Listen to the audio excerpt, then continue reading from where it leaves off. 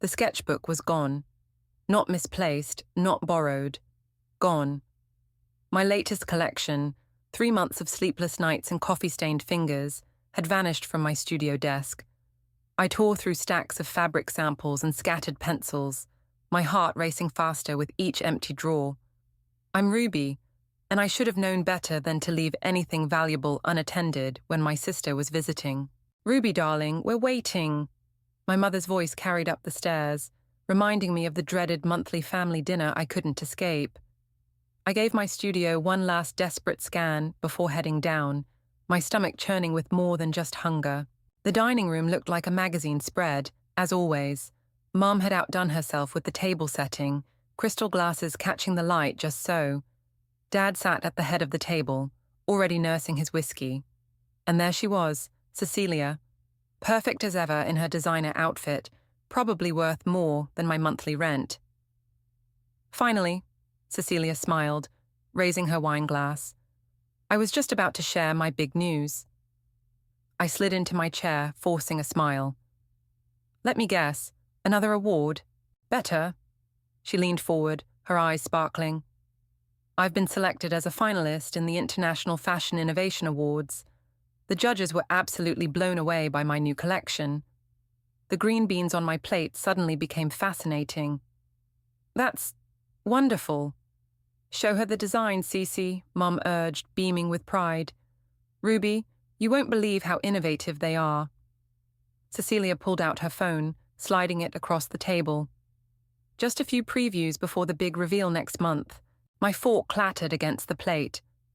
There they were, my designs, my asymmetrical necklines, my signature layered sleeves, my distinctive color combinations. Even the tiny imperfection in the sketch of the evening gown, where my pencil had slipped, was there in the digital rendering. "Something wrong, sweetie?" Dad asked, noticing my frozen expression. I gripped my napkin under the table. "These are interesting. When did you come up with them?" "Oh, you know how inspiration strikes." Cecilia waved her hand dismissively. "I had this incredible burst of creativity last month. Barely slept for weeks." "Last month?" I echoed, my voice hollow. "When you visited my studio?" "Ruby," Mom warned, recognizing my tone. "Don't start." "Start what?" I pushed my chair back. "Start pointing out that these are exactly like the designs in my missing sketchbook." The room fell silent. Cecilia's perfect smile didn't waver. "Don't be ridiculous. You're not suggesting—" "I'm not suggesting anything. I'm stating a fact. Those are my designs." "Ruby Mitchell," Mom's voice cracked like a whip. "How dare you accuse your sister? Cecilia has been recognized in Vogue. She's dressed celebrities. Why would she need to steal your hobby projects?" The word hobby hit like a slap. Dad cleared his throat uncomfortably. "Now, Sandra—" "No, Mom's right," Cecilia interjected smoothly. "This is probably just a coincidence. Great minds think alike, right, Rubes? Besides, these designs are far more refined than your usual work." I stood up, my chair scraping against the hardwood floor. "My usual work? You mean the designs you've been sneaking peeks at every time you visit? The ones you've been studying while pretending to support your little sister?" "Ruby, sit down," Dad pleaded. "Let's discuss this calmly." "There's nothing to discuss." I grabbed my purse. "Congratulations on the nomination, Cecilia. I hope the judges appreciate all your hard work." "My hard work."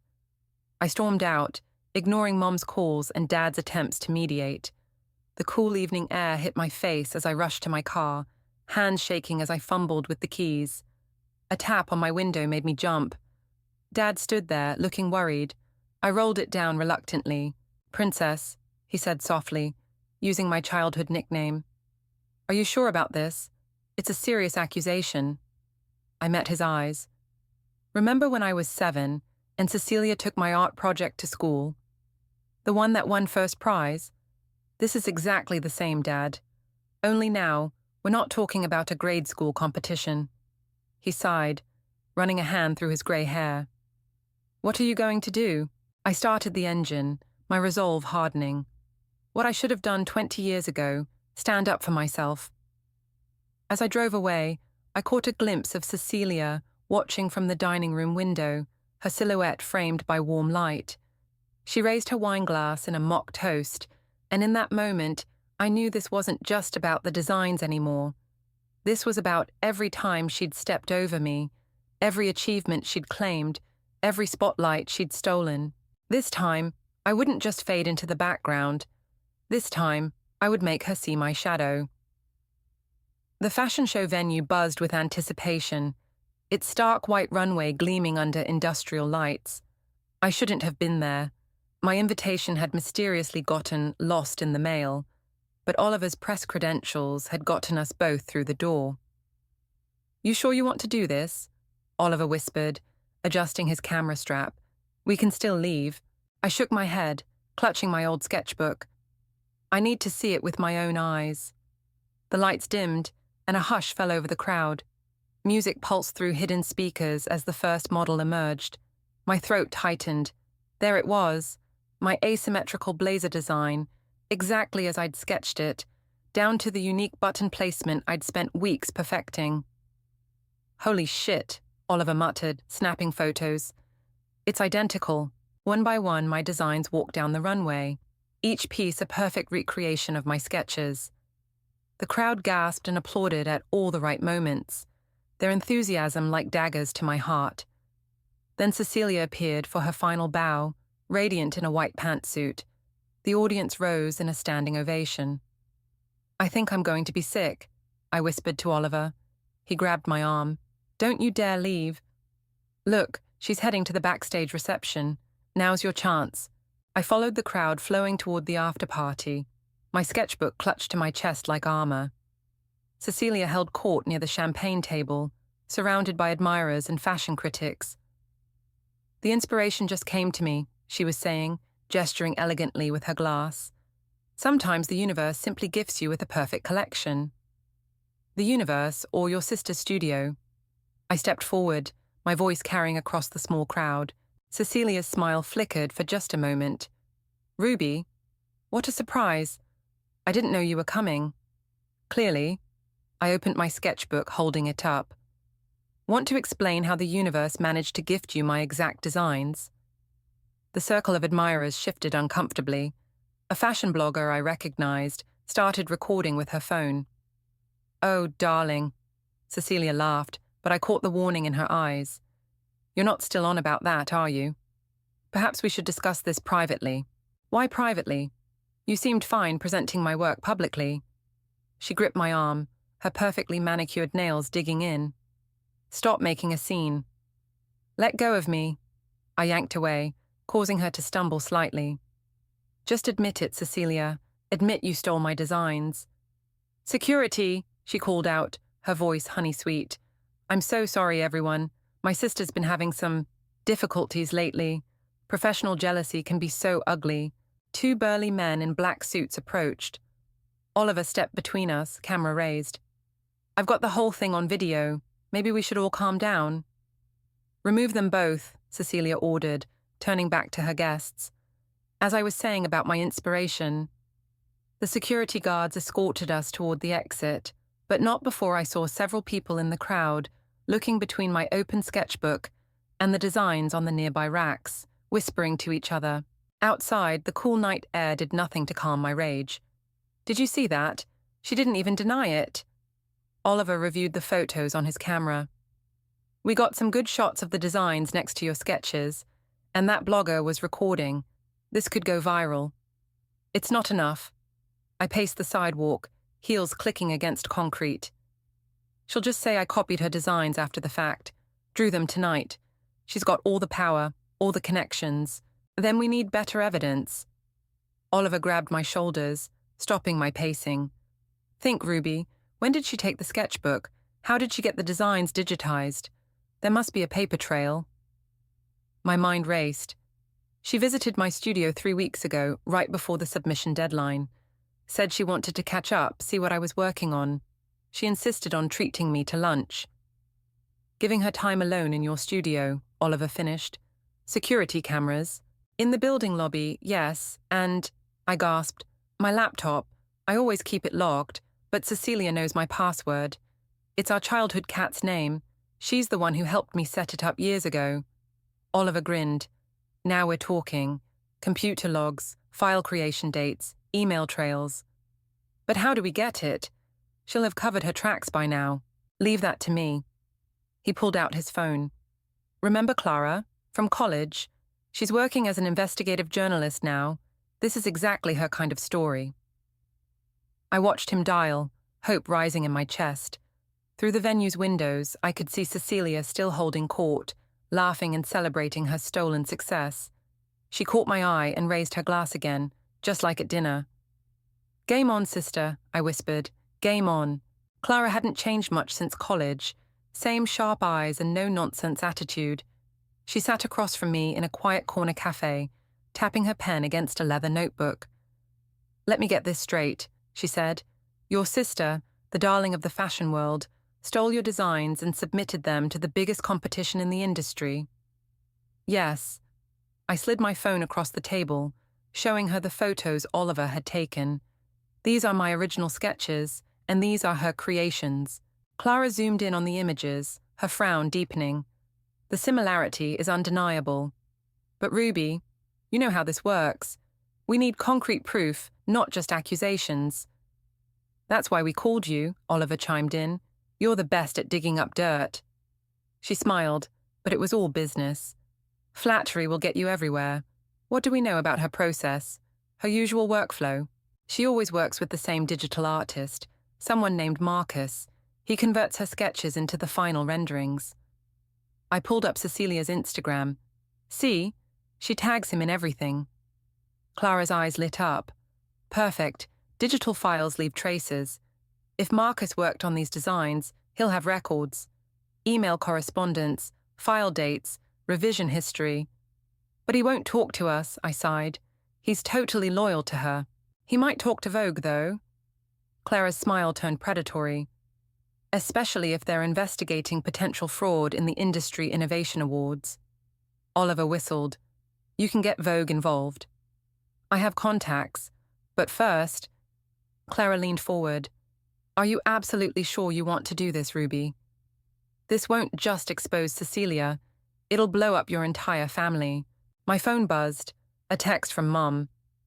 Cecilia's being interviewed by Fashion Weekly tomorrow. Why can't you be supportive of your sister's success? I turned the phone around to show Clara. My family's already blown up. They just don't know it yet. All right then, she started writing in her notebook. Here's what we need. Building security footage from the day she visited your studio, your laptop's access logs, and any communication between Cecilia and Marcus about these designs. I can get the security footage, Oliver offered. The building manager owes me a favor. And I saved all my computer logs, I added. But Cecilia's careful. She probably deleted everything on her end. Clara's eyes sparkled. Lucky for us, Marcus doesn't seem as careful. Look. She turned her laptop around, showing us his public portfolio. He documents everything, including revision dates. And these designs? Their first revision dates are after your studio break-in. That's not enough, though, is it? I asked. No, but it's a start. We need something concrete. An email, a confession, anything that directly links Cecilia to the theft. Clara closed her notebook decisively. The awards ceremony is in 3 weeks. That's our deadline. My phone buzzed again, this time with a family group text from Cecilia. Everyone free for dinner tomorrow. Big announcement to share. She's going to milk this for all it's worth, I muttered. Then go, Clara said. Act normal. Let her think she's won. Meanwhile, we'll be building our case. I don't know if I can face her without... You can and you will. Clara gripped my hand. Think of it as reconnaissance. Every smug smile, every lie she tells, is just more fuel for when we take her down. Oliver cleared his throat. Speaking of taking her down, how exactly are we planning to do that? Clara's grin was downright wicked. The awards ceremony is being live-streamed globally. Every major fashion publication will be there. If we time this right, the whole world will watch Cecilia's house of cards collapse. That seems brutal, I hesitated. More brutal than stealing your sister's life's work. Clara raised an eyebrow. Sometimes the only way to deal with public lies is public truth. My phone lit up one more time. A private message from Cecilia. Saw you with Clara today. Whatever you're planning, remember who Mom and Dad will believe. Don't embarrass yourself, little sister. I showed the message to Clara and Oliver. Their expressions hardened. Well, Clara said, closing her laptop with a snap, I guess subtlety is off the table. Meet me tomorrow after your family dinner. We're going to need some serious coffee and a battle plan. As we left the cafe, Oliver squeezed my shoulder. You okay? I watched Clara hail a taxi, her notebook already out, probably plotting our next move. You know what's weird? For the first time since this started, I actually feel powerful. Good. He grinned. Because from the look in Clara's eyes, this is going to be one hell of a showdown. I smiled back, already imagining Cecilia's face when her perfect facade finally cracked. Bring it on. Cecilia's home office smelled of expensive perfume and success. I had exactly 15 minutes while she was in the shower, her daily routine as predictable as ever. The family dinner had gone exactly as planned. She'd announced her upcoming magazine cover, Mom had gushed, and I'd excused myself to use the bathroom. My hands trembled as I plugged the USB drive into her laptop. Clara's voice echoed in my head. Just download everything. We'll sort through it later. The computer hummed to life. Of course, she hadn't changed her password. Princess 2023. Her ego wouldn't allow her to imagine anyone would dare snoop. Come on, I muttered, watching the file transfer. Family photos flashed across the screen as I copied her entire documents folder. Then I spotted it, a folder labeled IFA Submission. The shower stopped running. My heart jumped into my throat as I quickly clicked through the files. There they were. Emails to Marcus, original photos of my sketchbook, even a casual message to her assistant about borrowing inspiration from an up-and-coming designer. The USB progress bar crawled, 67%, 68%. Footsteps padded down the hallway, 73%, 74%. Ruby? Cecilia's voice called out. Are you still up here? The bathroom door creaked open. I held my breath, watching the progress bar inch forward. Mom's cutting the cake, she called up the stairs. 89%, 90%. Just a minute, I shouted back, trying to keep my voice steady. Female problems. Her laugh floated up. Well, hurry up. You know how Mum gets about her desserts. 95%, 96%, footsteps on the stairs. 98%, 99%. The door handle to the office turned. 100%. I yanked the USB drive out just as Cecilia walked in, wearing her silk robe, hair wrapped in a towel. What are you doing in my office? Her voice was sharp despite her smile. I held up my phone. Sorry, better reception up here. Had to check an important email. She glanced at her laptop, then back at me. In my office? With the door closed? Force of habit. I shrugged, slipping the USB drive into my pocket. Didn't want to disturb anyone. She moved to her desk, perfectly manicured fingers trailing across the laptop's surface. Funny, I don't remember leaving this on. It was on when I came in. The lie tasted bitter. Sleep mode, probably. Her eyes narrowed. Ruby, Ruby, Ruby. Still snooping around like when we were kids. Some things never change. And some things do. I met her gaze. Like people showing their true colors.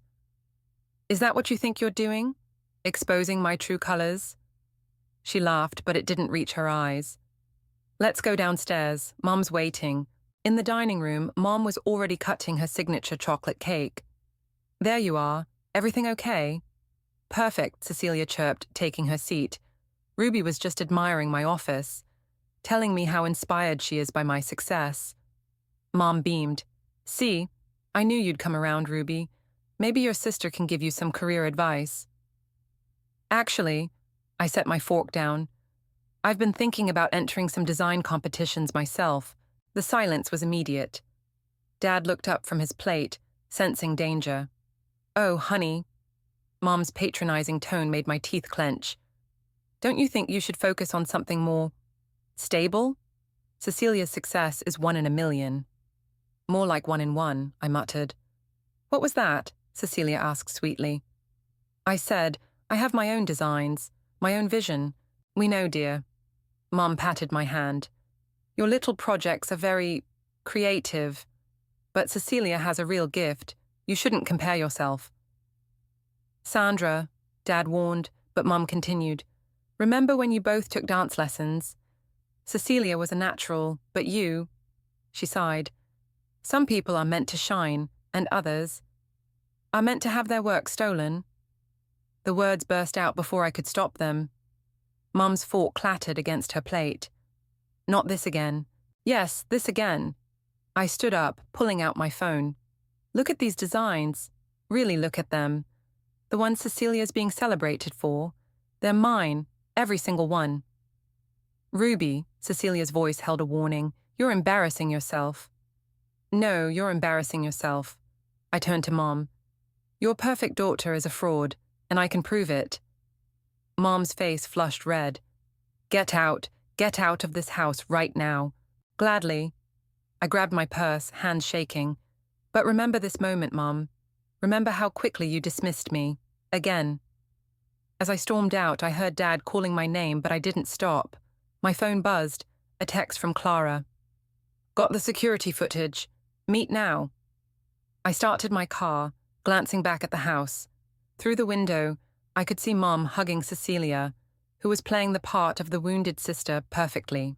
On my way, I texted back, and Clara, I got something better than footage. I got proof. This is dynamite. Clara scrolled through the files, her eyes wide.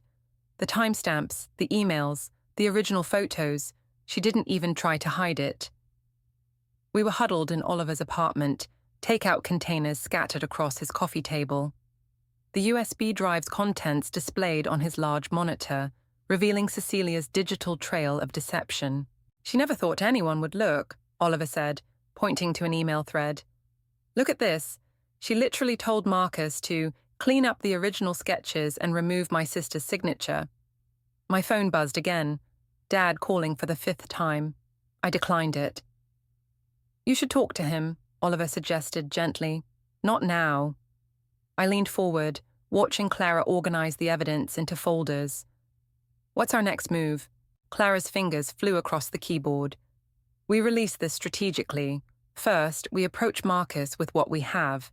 He'll have to choose between protecting Cecilia and saving his own reputation. And if he chooses Cecilia, then we go nuclear. She smiled grimly.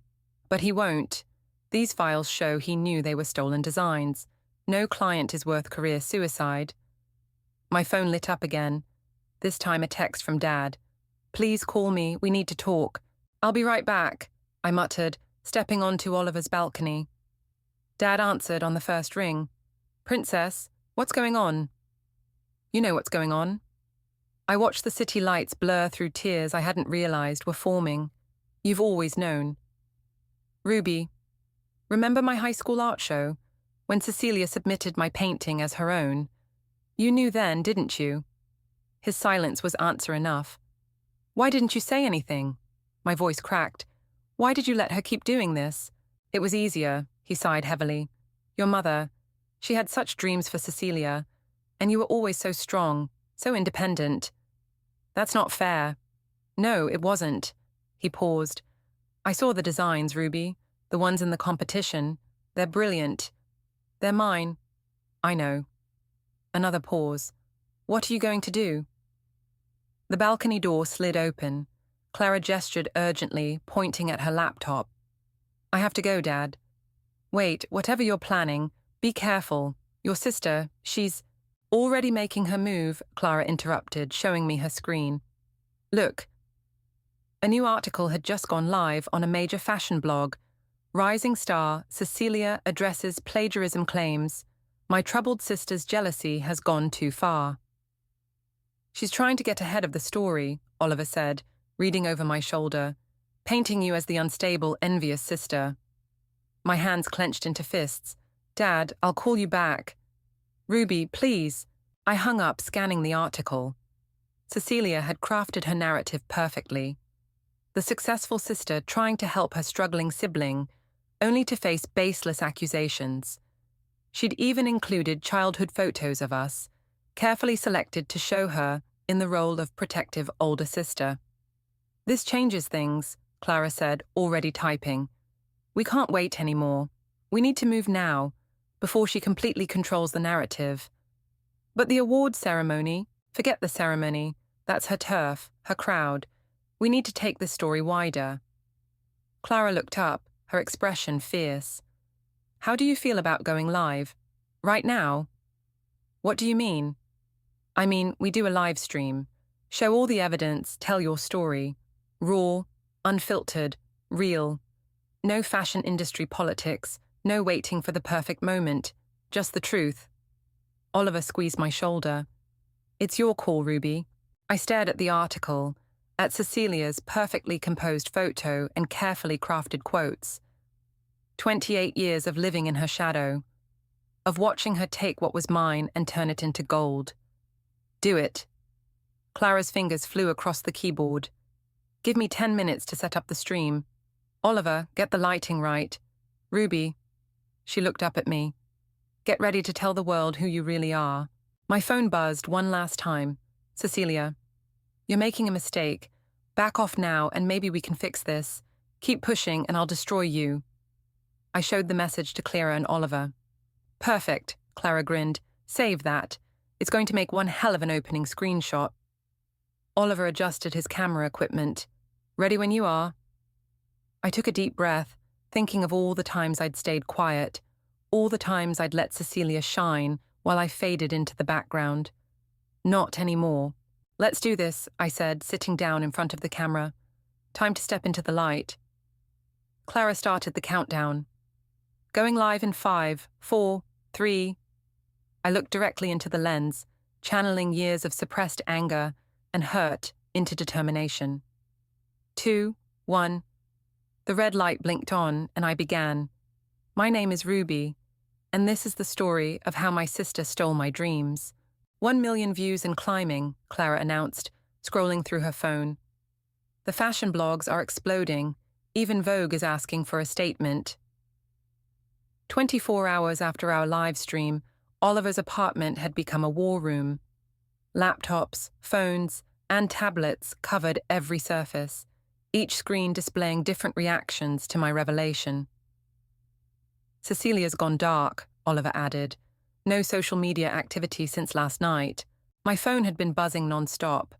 Journalists, fashion insiders, old friends. I ignored them all, focusing on the one message that mattered. "Meet me at Dad's workshop, please." "Dad." "I have to go." I stood up, grabbing my jacket. Clara caught my arm. "Wait, Marcus just emailed. He wants to talk." "Forward it to me. I'll read it later." "Ruby," she pressed. "He's offering to confirm everything. Says he has original files with your signatures, dates that prove the timeline. This could be the final nail in the coffin." "Let it wait." I headed for the door. "Some things are more important." Dad's workshop hadn't changed since I was a kid. The same tools lined the walls. The same sawdust covered everything. The same old radio played classic rock in the corner. He was at his workbench, sanding a piece of wood. "You came," he said without looking up. "You asked." I ran my hand along a familiar wooden horse he'd made for me when I was 6. "Is Mum speaking to me yet?" "She's processing." He set down the sandpaper. "Your live stream was quite something." "Did you watch it?" "Every minute." He finally turned to face me. "You've got your mother's fire when you're angry." "Dad, let me finish." He picked up a small wooden box from his bench. "Remember this?" I took it, feeling the smooth edges. "My jewelry box, the one you made for my 10th birthday." "Look inside." I opened it. There, yellowed with age, was a newspaper clipping. "Local girl wins art competition." My first win, before Cecilia started taking credit for my work. "I kept it," Dad said softly, "along with every other article about your real achievements, the ones that were truly yours." "Why didn't you ever say anything?" "Because I was a coward." He slumped onto his stool. It was easier to keep the peace, to let your mother believe what she wanted about Cecilia. I told myself you were strong enough to handle it. I shouldn't have had to be. No, you shouldn't have. He reached for another piece of wood. Your sister's outside. My heart stopped. What? In her car. Been there for 20 minutes. Probably working up the courage to come in. As if on cue, the workshop door creaked open. Cecilia stood there, looking nothing like the polished fashion icon from magazines. Her hair was messy, makeup minimal, wearing old jeans I hadn't seen since college. "Ruby," she said quietly, "we need to talk." Dad stood up. "I'll give you 2 a minute." "No," I said quickly. "Stay. No more private conversations. No more secrets." Cecilia stepped inside, wrapping her arms around herself. "The International Fashion Awards Committee called. They're launching an investigation." "Good. Marcus sent me a copy of his email to Clara." She laughed bitterly. "He's throwing me under the bus to save himself." "Can you blame him?" "No." She met my eyes. "Just like I can't blame you for finally fighting back." The radio crackled between songs. Dad pretended to be very interested in his woodwork. "Why did you do it?" I asked. "You already had everything. The fame, the recognition, Mom's approval." "Because I was terrified." Her voice cracked. "Each success meant more pressure, more expectations. When I saw your designs, they were everything I couldn't create, everything I was supposed to be." "That's not an excuse." "No, it's not." She wiped her eyes. "I've been horrible to you, for years, and I'm sorry." "Sorry you did it, or sorry you got caught?" "Both." She pulled out her phone. "I'm withdrawing from the competition, releasing a statement admitting everything. It won't fix what I did, but..." "It's a start," Dad said quietly. My phone buzzed. Clara sending Marcus's email. The evidence that would destroy Cecilia completely. "The fashion world will blacklist you," I said. Cecilia nodded. "I know. Maybe it's time I figured out who I am without all of this." I looked at the jewelry box in my hands, at the old newspaper clipping celebrating a simple, honest victory. Then at my sister, finally showing her true face. "I'll help write the statement," I heard myself say. "Make sure it's fair to both of us." Dad smiled slightly, returning to his sanding. Cecilia's eyes filled with tears. "Why would you help me?" "Because that's what real artists do," I said, opening my phone to read Marcus's email. "We create something true, even from the broken pieces." The International Fashion Awards ceremony buzzed with nervous energy. Despite withdrawing from the competition, Cecilia had been required to attend the ceremony to formally address the controversy. I stood backstage, watching the monitors as the event organizer approached the podium. "You don't have to do this," Oliver whispered, adjusting my dress, one of my own designs, finally wearing my name. "Yes, I do." I squeezed his hand. "For both of us." Clara appeared, tablet in hand. "Social media's going crazy. Nara Fashion Gate is trending worldwide." The organizer's voice filled the venue. "Before we proceed with tonight's awards, we have an unprecedented situation to address." Cecilia appeared beside me, wearing a simple black dress instead of her usual show-stopping gowns. "Ready?" "Are you?" She attempted a smile. "Not even slightly." "Ladies and gentlemen," the organizer continued, "please welcome Cecilia and Ruby to the stage." The spotlight hit us as we walked out together. Camera flashes exploded and the whispers grew to a dull roar. I spotted Mom and Dad in the audience, Mom's face tight with anxiety, Dad giving me a subtle thumbs up. Cecilia reached the microphone first, her hands visibly shaking. "Good evening, She faltered, looking at her prepared statement. The silence stretched uncomfortably. Someone coughed. "I've spent my entire career pretending to be something I'm not," she finally said, abandoning her notes. "The designs that earned me a place in this competition weren't mine. They were created by my sister, Ruby." The audience erupted in murmurs. I saw several judges exchanging glances. "I stole her work," Cecilia continued, her voice stronger now. Not just for this competition, but throughout our lives. I took credit for her creativity, her vision, her talent. I did it because I was afraid.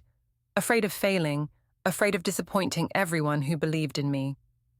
But in doing so, I became exactly what I feared, a fraud. She turned to me, tears streaming down her face. "I'm sorry, Ruby. I'm so sorry." The microphone squealed as she stepped back. My turn. I took a deep breath. The fashion industry loves a scandal. This past week, the headlines have been all about betrayal, theft, and family drama. But standing here tonight, I want to talk about something else. Truth.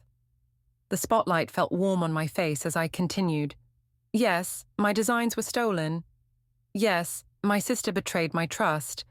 But the real story isn't about stolen sketches. It's about finding the courage to be authentically yourself. I pulled out my phone, opening my gallery. These are my new designs. Not the ones that were taken, but what I created after, during the darkest week of my life, because that's what real artists do. We take our pain, our anger, our disappointment, and we transform it into something beautiful. The giant screens behind me filled with my latest sketches. The audience gasped, not just at the designs, but at their raw emotion, their honesty. "My sister is stepping down from the competition," I said, turning to Cecilia. "But I'm stepping up, not as someone's shadow, not as the wronged party in a scandal, but as myself, as Ruby, the designer I was always meant to be." The silence that followed felt electric. Then, somewhere in the back, someone started clapping. The applause spread like wildfire until the entire venue was on their feet. Through my tears, I saw Mom standing up, really seeing me for the first time. Dad was beaming. Clara and Oliver were cheering from backstage. The head judge approached the podium.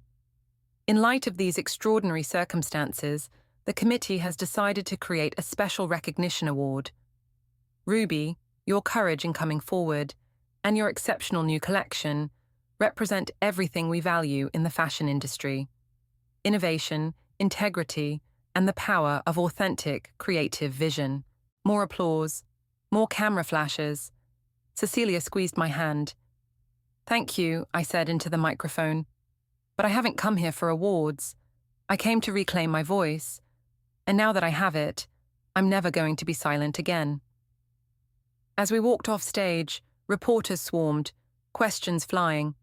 "Ruby, will you press charges?" "Cecilia, what's next for you?" "Is this the end of your relationship?" Cecilia faced them, standing straight. "This isn't the end of anything. It's a beginning. My sister is the real talent in this family, and it's time everyone knew it." Clara appeared, running interference. "Official statements will be released tomorrow. Right now, these sisters need some time." In the quiet of the backstage area, Cecilia turned to me. "Did you mean what you said? About transformation?" I looked at my phone, at the designs that had poured out of me during those sleepless nights. Every word. "Teach me?" she asked quietly. "Not to copy you, but to find my own voice?" I smiled, feeling lighter than I had in years. "We can start tomorrow." The spotlight still glowed on the empty stage, waiting for the regular award ceremony to resume. But for the first time in my life, I didn't need its validation. I had finally stepped into my own light. "Hold still," I muttered, adjusting the hem on Cecilia's dress. "This is your first design. We need it perfect." The small boutique buzzed with anticipation. Outside, a line of fashion bloggers and curious onlookers waited for our grand opening. "What if they hate it?" Cecilia whispered, fidgeting with the fabric. "Then they hate it." I stood up, admiring my handiwork. "But it's honestly yours this time." The dress was simple, nothing like her previous elaborate styles. Clean lines, minimal embellishments, but with careful attention to fit and form. She'd designed it herself, with only technical guidance from me.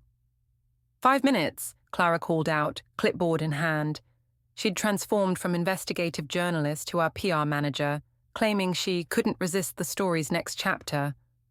Oliver adjusted his camera settings. "The lighting's perfect, ready when you are." Mum appeared from the back room, carrying a fresh pot of coffee. She'd been unusually quiet all morning, watching us work with an expression I couldn't quite read. "Ruby," she said softly, "could we have a moment?" Cecilia squeezed my hand before heading to check the display window. I followed Mom to the small office. "I've been thinking about your childhood art classes," she began, setting down the coffee pot. "How you'd spend hours getting every detail right, while Cecilia would rush through to show me the finished product." "Mum, we don't have to. Please." She held up her hand. "I was so focused on the end result, I never saw the process, never appreciated the dedication it took to create something real." She pulled out an old magazine, my first cover story after the award ceremony. "I'm sorry it took me so long to see you." The door chimed as Dad walked in, carrying a wooden sign. "Where do you want this?" I read the hand-carved letters, Mitchell Sisters Design Studio. "Sisters?" I looked at Cecilia, who'd appeared in the doorway. She shrugged. "If you'll have me. As a real partner this time." "The press will eat this up," Clara interjected, already typing on her phone. "Redemption story meets family reconciliation." "It's not about the press," Cecilia said firmly. "It's about doing things right, finally."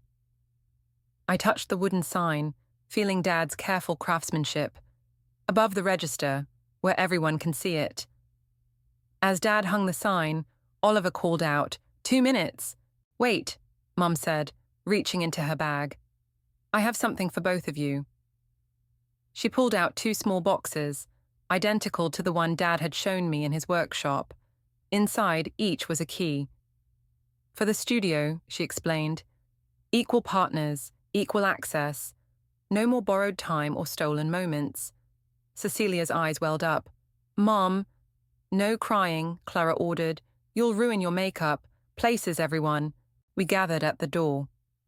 Through the glass, I could see the crowd had grown. Several held magazines with my designs on the cover.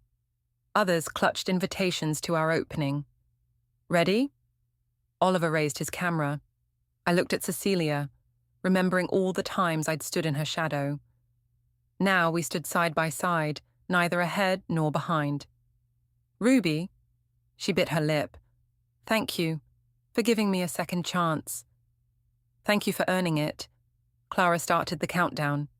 Opening in 5, 4. Mom and Dad stood behind the counter, coffee ready for our first customers. 3, 2. Oliver's camera whirred to life. 1. I unlocked the door, the bell chiming bright and clear. The crowd surged forward, but what caught my eye was a young girl clutching a sketchbook, staring at us with undisguised awe. "Are you designers?" she asked, holding up her book. Cecilia knelt down to her level. "We are. Would you like to show us your designs?" The girl nodded eagerly, opening her sketchbook to reveal colorful, messy drawings. "They're not very good." "They're perfect," I said, recognizing the same passionate spark I'd had at her age. "Because they're yours." As the shop filled with people, I watched Cecilia patiently discussing design principles with the young artist. Clara orchestrated interviews, Oliver captured candid moments, and our parents served coffee to fascinated fashion critics. The wooden sign caught the morning light, casting 2 shadows that finally, perfectly, matched. "Hey," Cecilia called out, waving me over. "This young designer has some ideas you need to see."